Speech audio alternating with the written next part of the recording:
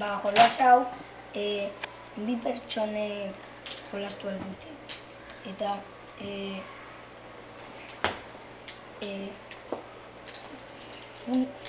hemen tableroan bi puntu daude. Hortik hasi behar zara. Jolas hau datxa, moreak bere kolorea erpinekin ipintzea.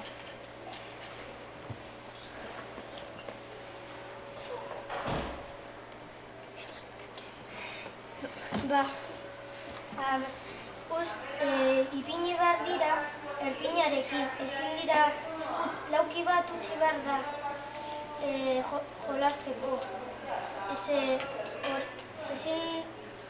Ezin dira moreak horia edo laranjarekin nahastu.